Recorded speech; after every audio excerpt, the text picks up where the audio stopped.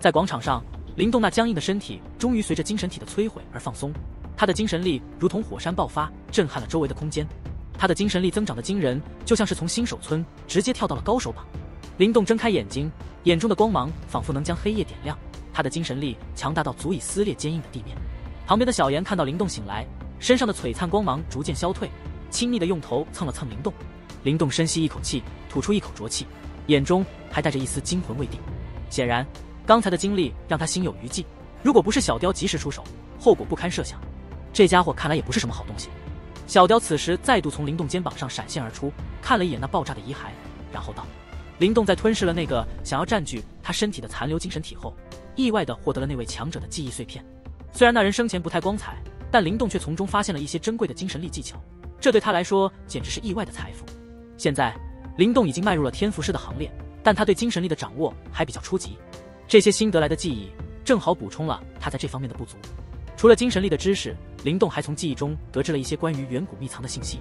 这个秘藏似乎是某个强大宗派留下的，里面藏着诱人的宝藏，而那个家伙手中的秘药其实是他偷袭一位守护者得来的。虽然他得到了秘药，但也被守护者重伤，最后不得不躲起来疗伤，结果还是没能逃脱死亡的命运。而那秘药最终落入了灵动手中。灵动还了解到远古秘藏的开启需要4把秘药，而他手中的只是其中之一，这意味着要想揭开秘藏的秘密，他还需要找到其他的3把秘药。也不知道如今的另外3把秘药落在了谁的手中，灵动沉思着。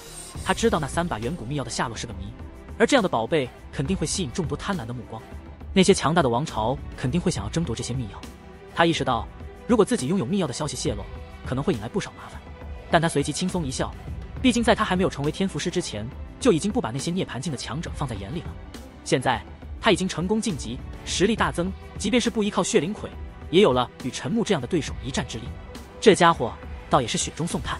这位前人虽然人品存疑，但实力确实不容小觑。他所继承的这些记忆对灵动而言，就像是得到了一本珍贵的高级武学秘籍，对他的修炼之路无疑是一大助力。这意外的收获让灵动的心情也不由得好了起来。小雕，这次谢了。灵动目光转向小雕，轻声笑道：少来这套，想谢我就把我那生死转轮丹弄到手。小雕翻了翻白眼，然后在灵动身上扫了扫，道：符师以印分级，天符师共有9印，与9元涅槃相当。每一次的晋级，泥丸宫内小天地都将演变得越发完善，待得达到9印地步，小天地便会出现翻天覆地之变化，到时翻手间便是能够撼动天地。灵动对那些高深的境界变化并不太在意，毕竟他现在连1印天符师都还称不上，9印对他来说更是遥不可及。他认为有时候想得太多反而不是好事。他向小雕保证，既然已经得到了远古秘药，那远古秘藏他是一定要去的，并且会竭尽全力帮小雕抢到生死转轮丹。这些年的相处让他们的友情更加深厚。灵动知道，即便小雕不提，他也会全力以赴。小雕虽然表面上显得懒洋洋的，但眼中闪过的感动之色透露出他对灵动的感激。灵动并不介意小雕的态度，他环视了一下这个他们躲藏了1个多月的秘药空间，然后决定是时候离开了。现在的实力让他即使面对陈木等人，也有自信能够安全撤退。灵动没有再犹豫，手中的远古秘药发出强烈的光芒，将他们包围。随后他们的身影逐渐变得模糊，最终完全消失在秘药空间中。随着他们的离开，这片空间再次陷入了沉寂和死寂。灵动一睁开眼，就感觉到一股强大的精神力在身边形成了坚不可摧的防护。他本以为会有攻击接踵而至，但四周却异常平静。松了口气后，他开始观察周围的环境。原来他并没有回到预期的10殿，而是出现在了一座孤独的山峰上。环顾四周，他感到一丝熟悉，这里离雷岩谷不远，他甚至能远远地看到那个在群山间裂开的谷地。小雕对灵动手中的远古秘药表示出了惊讶，说这东西一旦被激活，就能引入虚无，开始移动。这意味着在危急时刻，灵动可以躲进秘药空间，除非遇到特别棘手的对手，否则很难被发现。灵动听了也觉得这远古秘药的功能出乎意料，这无疑给了他一个逃生的法宝。灵动注意到雷岩谷上方的雷云和雷电，意识到谷中现在非常危险，难怪那些人都已经撤离。虽然他现在的实力足以面对陈木等人，但如果被他们伏击，终究是个麻烦。小雕也是看了看那雷暴弥漫的山谷，眼中有些惊讶，而后问道：你现在打算怎么办？灵动表示决定先回阳城一趟，他得确认莫林他们的安全，毕竟他们3人一直跟随自己，灵动有责任确保他们没事。他心里有些不安，陈木和魔岩王朝都不是善茬，如果他们找不到自己，很可能会转而对付莫林他们。灵动知道远古秘藏的价值，那些人不可能轻易放弃秘药。想到这些，灵动的拳头不自觉地握紧了，眼中闪过一丝杀气。他希望陈木没有伤害莫林他们，否则陈木将会付出代价。出发吧。灵动深吸一口气，不再多言，挥手间，他的身体如同离弦之箭，借助天地之力，他的速度惊人，如同狂风一般掠过山脉，直奔阳城而去。作为新晋的天符师，他对天地之力的掌控更加自如，这让他的行动更加迅速和高效。阳城依旧熙熙攘攘，热闹非凡，但对于那些新来的旅人来说，他们并没有察觉到这座城市最近的气氛变化。熟悉阳城的人，每当抬头看向城中心那些高耸的塔楼，眼神中总会流露出复杂的情绪。曾经，这些塔楼是凌云王朝和大元王朝的象征，但现在，这两大势力只能让位给新的强大统治者魔岩王朝。魔岩王朝不仅是一个高级王朝，而且在高级王朝中也享有盛名。尽管这种名声有时并不正面，但这并不影响人们对他的敬畏。在远古战场这片土地上，实力才是硬道理。过去的阳城，各大势力分布均衡，即便是凌云王朝这样的大势力，其他王朝虽然敬畏，但也不会过分害怕。这种平衡让许多人感到满意。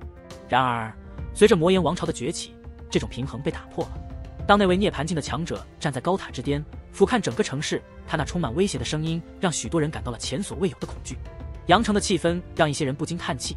私下里，人们小声地讨论着最近的变故。铁王朝、大唐王朝和玄云王朝的人都被魔岩王朝抓了起来，据说是因为灵动在雷岩谷得到了远古秘药后失踪了。魔岩王朝的手段让人生厌，他们试图通过这种方式逼迫灵动现身。人们议论着，灵动不可能傻到单枪匹马的与强大的魔岩王朝对抗，而魔铁他们则成了不幸的牺牲品。如果灵动不出现，魔岩王朝绝不会放过他们。这些讨论中也透露出对阳城未来的担忧，许多人开始考虑离开这个不再安全的地方。在城中心的高塔下，广场上聚集了大量人群，围观着一个巨大的铁笼。笼子里关着的不是野兽，而是魔铁、唐轩和刘玄三人，他们的眼中充满了怨恨和愤怒。被如此羞辱的展示，对他们来说比死还要难受。在铁笼外，魔岩王朝的人马身着黑衣，冷漠地监视着。其中坐在石椅上的是李盘，那位曾在天赋灵术争夺中败给灵动的涅槃强者。他在魔岩王朝中地位不低，对灵动的失踪感到愤怒和不满。原本计划在得到秘药后让灵动付出代价，但现在秘药落入灵动手中，灵动却消失了，这让李盘感到极度恼火。尽管魔岩王朝采取了强硬手段，控制了与灵动交好的王朝，但他们还是没能抓住与灵动一同来到阳城的那3个伙伴。在这段时间里，李盘用尽了各种手段来羞辱魔铁等人，希望能够引出灵动。但1个月过去了，灵动不仅没有现身，连一点消息都没有。李盘坐在石椅上，心中充满了沮丧和愤怒。他嘲讽灵动是个缩头乌龟，暗示如果灵动不出现，他的名声将会一落千丈。李盘挑衅地说，灵动独享宝物而让朋友受苦，这种行为会让人唾弃。魔铁怒视着李盘，愤怒地威胁说，如果有机会，他会将李盘的肉一口一口咬下来。李盘对此只是冷笑，似乎觉得魔铁的威胁不足为惧。他嘲笑魔铁1个月的折磨并没有磨平他的脾气，然后突然站起身，手中出现了3把寒光闪闪的匕首，猛地射向铁笼中的魔铁等人。随着匕首的飞出，铁笼中传出了3声惨叫，魔铁身后的3人手掌被匕首穿透，鲜血直流。魔铁的眼角抽搐，拳头紧握，听着同伴的惨叫，他的心情几乎要崩溃。广场周围的人群陷入了沉默，许多人眼中燃烧着愤怒。李盘的行为激起了他们的怒火。然而，当他们想到魔岩王朝的强大时，紧握的拳头只能无力地放松。在这种无力感中，柳原的脸色苍白，拳头紧握得几乎要发出声响。当他忍不住想要说些什么时，凌云阻止了他，摇了摇头，低沉地说，别做傻事，我们无能为力。柳原颤抖着，最终决定离开阳城，去追求涅槃境的力量。他的声音沙哑，显然被眼前的一幕深深触动。他和凌云都意识到，在远古战场这个弱肉强食的地方，只有成为涅槃境的强者才能有一席之地。凌云默默地同意了柳原的决定，他们都知道，只有变得更强，才能避免今天这样的悲剧发生在自己身上。在广场上，李盘的目光阴沉地扫过四周，所有与他对视的人都感到恐惧，纷纷避开他的目光。李盘享受着这种让人畏惧的感觉，病态的笑容在他脸上浮现。他喜欢这种权力带来的快感，这让他感到自己在这个混乱的世界中拥有绝对的控制力。李盘淡笑道，魔铁，我的耐心已经被消耗殆尽，从明天开始，每一天我杀1人，直到灵动现身为止。所以你们现在便祈祷那灵动不会继续做缩头乌龟，不然的话，这铁笼子就是你们最后的归宿。魔铁原本脸庞上的扭曲竟是变得诡异的平静下来，他盯着李盘，语气平缓，但却是有着一种让人心悸的阴寒。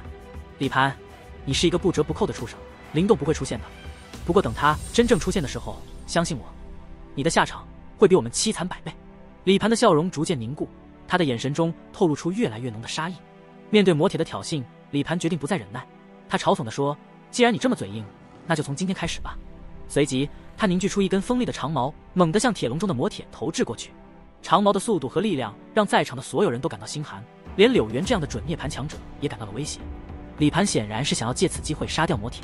墨铁面对死亡的威胁，却露出了狰狞的笑容，没有丝毫恐惧。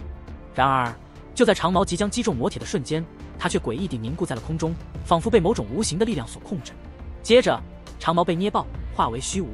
就在众人震惊的目光中，魔铁睁开了眼睛，看到了铁笼外出现的那道熟悉的身影。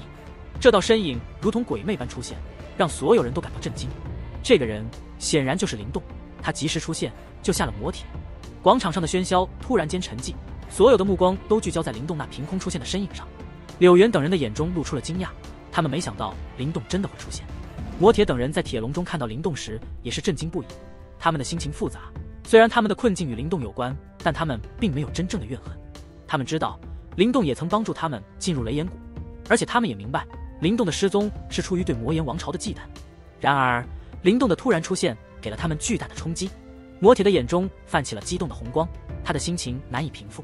魔岩王朝的强者们也立刻警觉起来，元力爆发，警惕地盯着这个不速之客。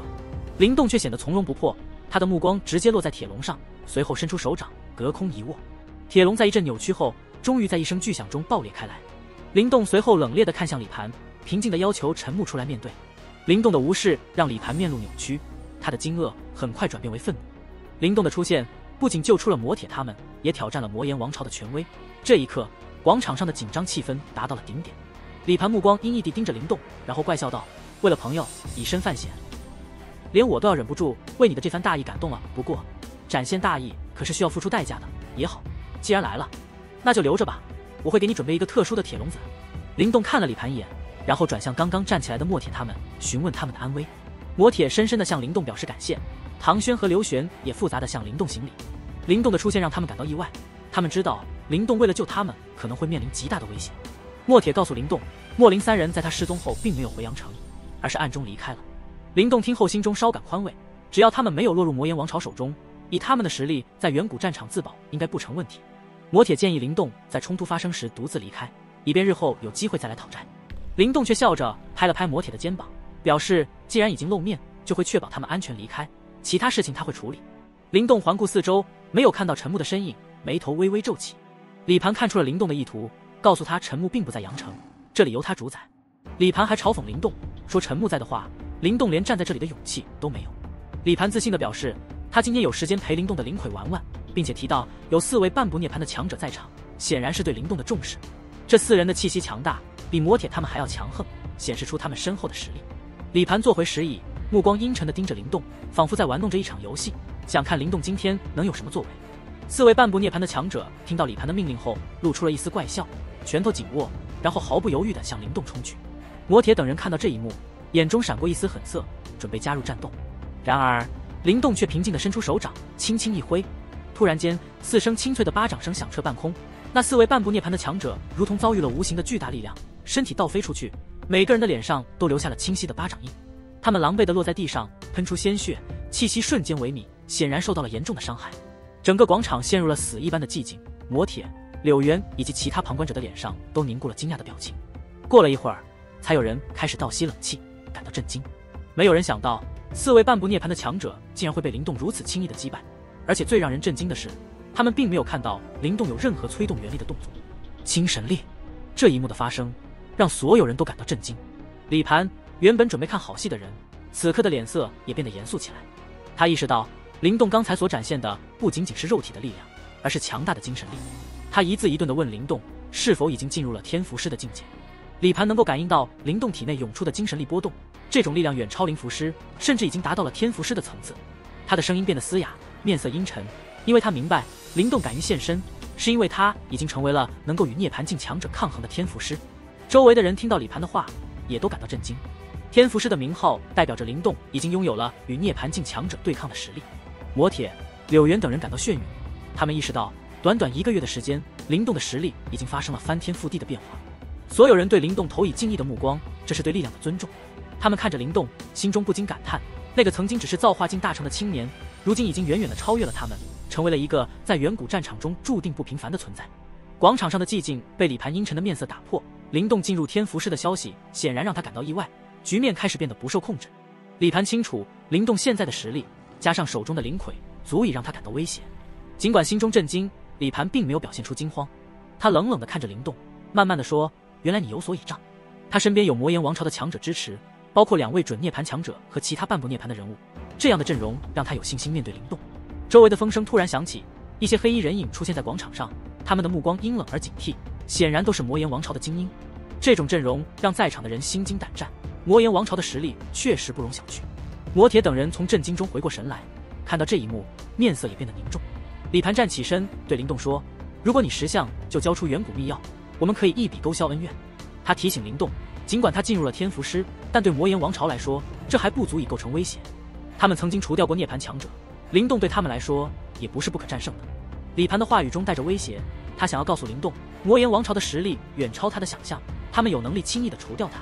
究竟是想与我魔岩王朝交好，还是交恶，就在你一念之间。李盘淡淡地道。李盘的话语中充满了威胁。魔岩王朝的强大让所有人都感到压力山大，他们不仅实力雄厚，而且手段狠辣，连涅槃强者都不敢轻易招惹。这也是为什么他们在阳城能够肆无忌惮，而其他人只能忍气吞声。李盘的威胁不仅是对灵动的警告，也是对所有人的提醒，魔岩王朝不是好惹的。全场静默，所有人的目光都集中在灵动身上，想知道这位新晋的天符师会如何应对。